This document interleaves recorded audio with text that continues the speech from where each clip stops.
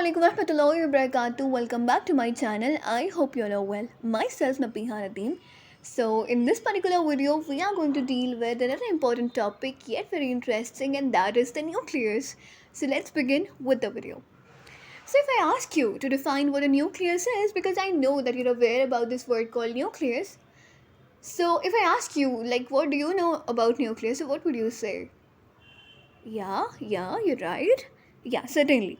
Nucleus is a small round spherical mass, which is very, in special cases, and it is sometimes, cylindrical in shape as well.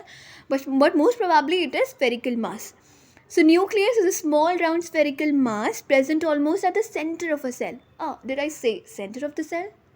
Can you recall what we did in the, last video? Yeah, we studied about vacuoles, right? Can you tell me about a case in which the nucleus is not present at the center of the cell? You'll find it somewhere else, I think at the periphery or something. Do you know that case? Can you guess? Yeah, certainly you're right. Yeah, certainly. The nucleus, there's a case in which the nucleus is shifted or pushed towards the periphery of the cell. Do you know why? Okay, as in the previous video, I told you about vacuoles, right? That they cover up about 50 to 90% of the entire cell volume.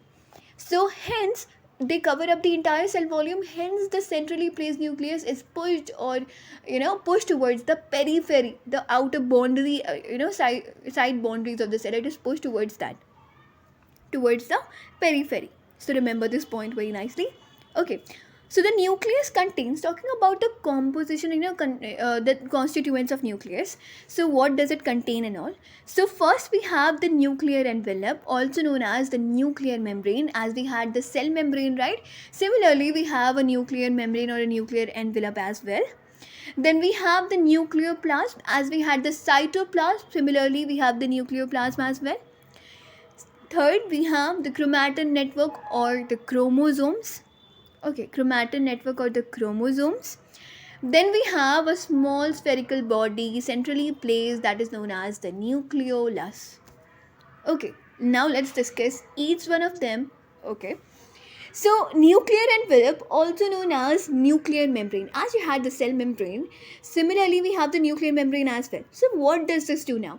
As talking about the the cell membrane, what did it do? It separated the content of the cell from the outer environment, right?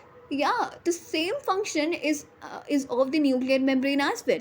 It separates the nucleus from the cytoplasm, the nucleic content from the cytoplasm. It acts as a barrier between the two. Okay, so it is a double membrane structure and contains a large number of pores. As you can see on the surface of the nucleus, you'll find various pores. Okay, so what does these pores do? So the nuclear pores control the passage of substances inside the nucleus to its outside. Okay, that is cytoplasm or vice versa. Yeah, certainly if I say pores are present, so of course you'll understand that pores are there for the exchange and the control of the passage of substances and all, right? So that is why the pores are present. Coming towards the nucleoplasm, so the nuclear envelope is filled with a transparent semi-fluid dense nucleoplasm or the nuclear sap.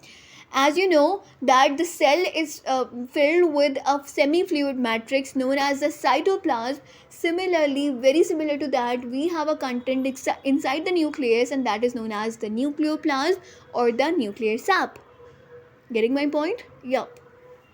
Okay, so now the nucleoplasm contains chromatin network and nucleolus. Now this like in the cytoplasm we had the cell organelles, right? Similarly, in the nucleoplasm we have the nucleolus and the chromatin network. Now let's discuss what they are. Talking about chromatin network, so the word chromatin, chroma, is derived from a Greek word which is the chroma. Greek word is chroma, which means color. Okay, so chromatin network is a tangled fibrous mass of thread-like structure. It is somewhat like this. It's somewhat like this. It's a tangled mass of thread-like structures. So now during cell division, the chromatin material or the chromatin threads, they condense and become ribbon-like to form the chromosomes. They condense and become ribbon-like to form the chromosomes. Now, each chromosome consists of two similar threads attached to a centromere. Okay, each chromosome contains a contains a consists of two similar threads attached to the centromere. I think I told you about centromere, atrichus, monotrichus, amphitrichus. I told you about this in the prokaryotic video. If you have not watched that, you may watch that because it will help you a lot in understanding all this. So I told you about these chromosomes in that. So you may watch that video as well. So it is attached the two threads which are condensed form of the chromatin material. They're attached to the centromere. Okay, so they are composed of DNA, which is deoxyribonucleic acid, molecules, and proteins. What are they composed of? DNA, deoxyribonucleic acid, the molecules. I'm just writing the short form, and protein. Okay, DNA, deoxyribonucleic acid, molecule, and proteins. Now the nuclear membrane is absent in prokaryotic cells. Okay, as I told you to watch the video of prokaryotic cells, in that I explained you the everything about that. So in prokaryotic cells, we don't have this nuclear envelope or the nuclear membrane, and the content of the nucleus is intermixed inside the cytoplasm. Okay. So we were talking about prokaryotic cells, right?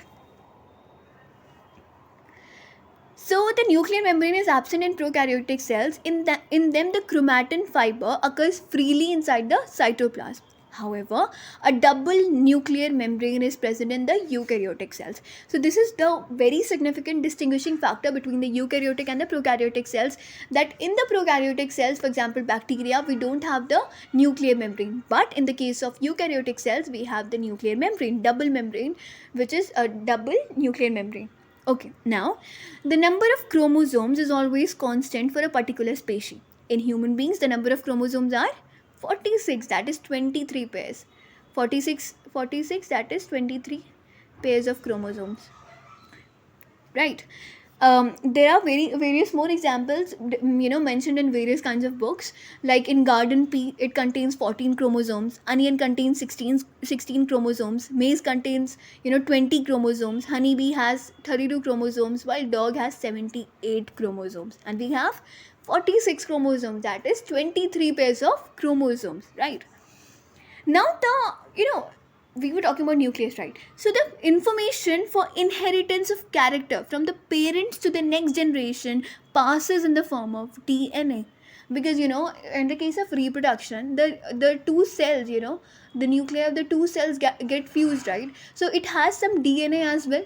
So DNA has the entire information about the organism. So the information for inheritance of characters from the parents to the next generation or to the offspring passes in the form of DNA.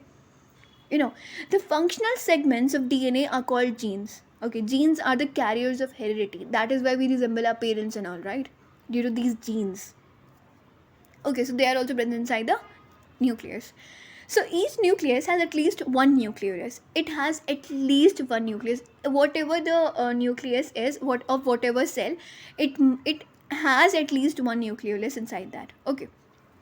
So nucleolus, coming towards what is nucleolus most probably. So this round spherical body present at the center of the cell. So nucleolus is a dense round structure attached to a chromatin fiber. Okay, so the nucleolus may be one or more in number and is not bound by any membrane. So it's not a membranous particle, substance most probably. It does not have any membrane. It is rich in protein and RNA, that is ribonucleic acid, and it helps in synthesizing protein as well. So it is rich in protein and RNA molecules. It helps in protein synthesis by forming and storing RNA. So it aids in protein synthesis. Now coming towards the functions of nucleus, like we have discussed everything about nucleus, but coming towards the functions of the nucleus, like why this nucleus is very important part of our body, of the cells and all. So coming towards the functions now, so the nucleus controls cell metabolism, cell functioning and all. So the nucleus contains cell metabolism and other activities of the cell. Hence, it is also known as the master or the director of the cell. Like in our body, we who is the master and the director of our body? Our brain, right?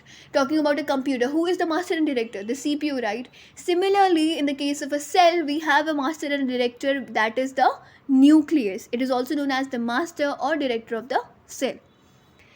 Secondly, it regulates and coordinates various life processes of the cell. Okay, so chromatin part of the nucleus possesses all the genetic information that is required for growth and development of the organism. Its reproduction, metabolism, behavior, everything, whatever the organism is, all the information about that organism is present inside the nucleus, and that is why it is very, very, very essential.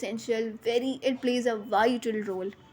Okay, so it consists of genes which are carriers of heredity. So of course, genes are really very essential components. So the nucleus contains genes which are the carriers of heredity from the parents to the offspring or to the next generation.